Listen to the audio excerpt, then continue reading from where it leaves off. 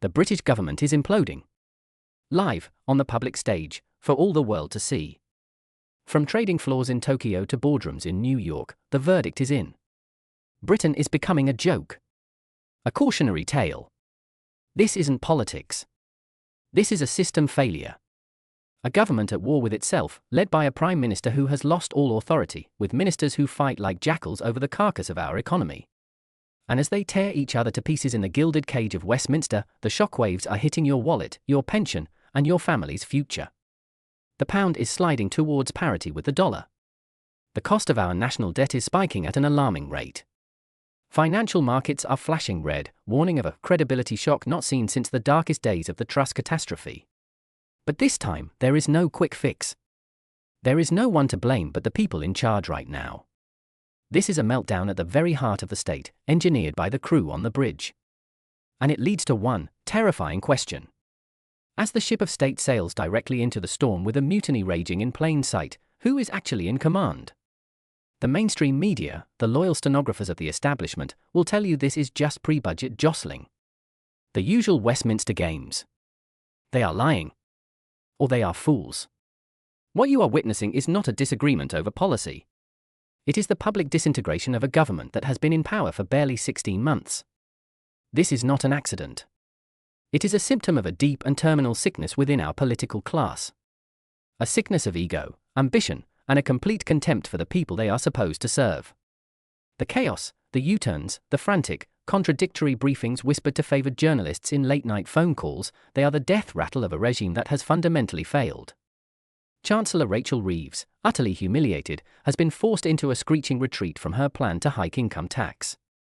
A plan she herself was championing just days ago. But this is not a victory for the taxpayer. Do not be fooled. It is a victory for her chief rival, and a disaster for the country. And that is where the sickening truth of this betrayal lies. The motive isn't to save you money. The motive is pure, naked, sociopathic ambition.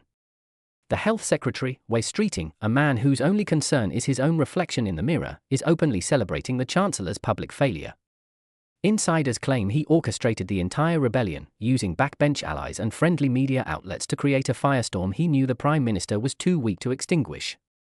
He is using the chaos as a ladder. He is making his play for number 10, and he doesn't care if he has to burn the entire economy to the ground to get there.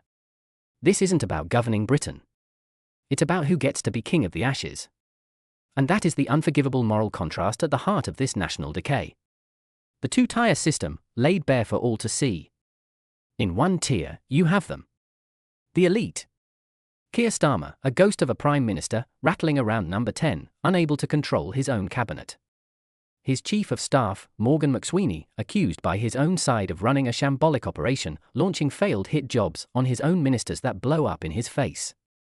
You have Rachel Reeves, the Chancellor, cornered and panicked, now desperately searching for ways to pick your pocket without you noticing. And you have Westminster, the grinning nemesis, gloating on the airwaves about trust while plunging a knife between his Prime Minister's shoulder blades.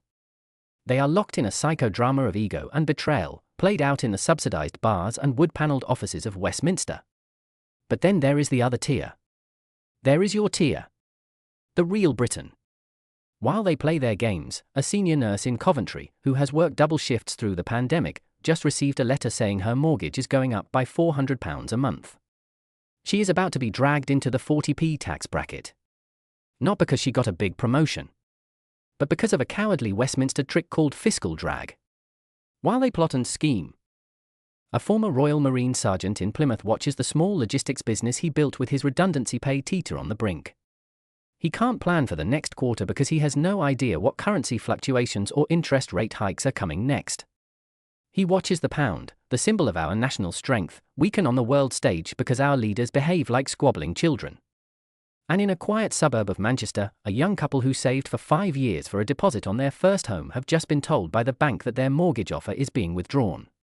The lender can no longer price the risk. Their dream, turned to dust by the political games of people who will never have to worry about a mortgage in their lives. This is only the beginning of the nightmare. Because the Chancellor's U-turn isn't a reprieve. It is a trap. To fill the £40 billion black hole in her budget, a black hole created by her own party's incompetence, sources say she is now preparing the largest stealth tax raid in modern British history. It's called freezing tax thresholds. And it is the most dishonest trick in the book. They will lock the points at which you start paying basic and higher rate tax for the next 5 years, perhaps until 2030. What does that mean? It means they don't have to stand up and announce they're raising your taxes. They just let inflation, the very inflation they failed to control, do the dirty work for them. As your wages struggle to keep up with prices, you are silently, automatically, pushed into higher and higher tax bands. The Institute for Fiscal Studies, the independent watchdog, warns that this single, deceitful move will drag 10 million more people into the 40p rate. 1 in 5 taxpayers. Teachers, police officers, skilled factory workers, junior doctors. The very backbone of this country, broken on the wheel of fiscal cowardice. And for the first time in British history, even pensioners receiving the full state pension will be dragged into paying income tax. Think about that. A lifetime of work. A lifetime of paying in, of playing by the rules. Betrayed in your retirement by an accounting trick cooked up by a desperate chancellor trying to save her own skin. They promised not to raise income tax, national insurance, or VAT. They will stand at the dispatch box and claim they kept that promise. It is a lie. A disgusting, cynical, unforgivable lie, designed to treat you like a fool. They believe you are too stupid to see the difference between the tax rate and the amount of tax you actually pay. They hold you, the British people, in absolute contempt. In this drama of national decline, the villains are not hiding in the shadows. They are basking in the spotlight, drunk on their own self-importance. The primary antagonist is Keir Starmer. The hollow man. The accidental Prime Minister. A leader so weak, so utterly devoid of authority, that his own ministers defy him in public and his own staff are accused of starting fires they cannot put out. He is a prisoner in number 10, not its master. A placeholder, waiting for the inevitable challenge. His government is a rudderless vessel, and he is lashed to the mast, a helpless spectator to his own demise. Alongside him, his Chancellor, Rachel Reeves. Her credibility, shattered. After warning that everyone would have to contribute, she has been forced into a humiliating public climb-down, not by principle, but by a rival's power play.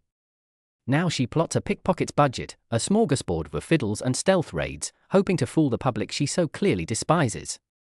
And then there is the usurper, the architect of this chaos, Wes Streeting. He talks of rebuilding trust while acting as the agent of national instability.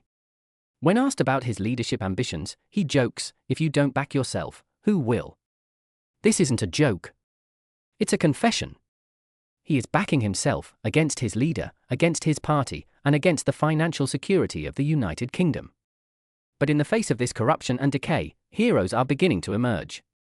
For now, they are the insiders, the despairing civil servants and former ministers leaking the truth to the few journalists who will listen. The one who warned that firing a gun in an avalanche is madness. They are the market traders, the supposed villains of the left, who are acting as the nation's early warning system. Their verdict is clear: this government is not credible. It is a risk. It is UN investable. And most of all, they are the British people themselves. The millions who are watching this unfold, not through the sanitized lens of the BBC, but with the cold, hard reality of their bank statements and their energy bills. The people who are realizing that the entire political establishment, Tory and Labour, is a rotten cartel. The warnings of men like Nigel Farage, dismissed for years as extreme, are now simply descriptions of our daily reality. The system is broken. The people in charge are incompetent and self-serving. Reform is not just a party name, it is the only path forward. And the consequences of ignoring this reality are becoming unavoidable. This is not a political broadcast. This is an emergency alert for the United Kingdom. The chaos you see is not temporary. It is the new normal under a government that is collapsing from within, a government that puts party ambition before national interest. So I ask you, do you trust this divided, feuding, shambolic group of careerists to navigate this country through the greatest economic storm in a generation? When the Prime Minister has lost control of his own cabinet and the Chancellor has lost control of the nation's finances, who is protecting your family? Who is protecting your future? Are you willing to stand by silently and watch them turn Great Britain into a global punchline, a case study in political decay, while they asset strip your savings and your pension? This is the moment of decision. This is the credibility shock. And it is happening to you, right now. If you refuse to be a silent victim in their pathetic civil war, then you must make your voice heard. Share this video with everyone you know. Forward it. Post it. Send it. Let them see the truth behind the headlines.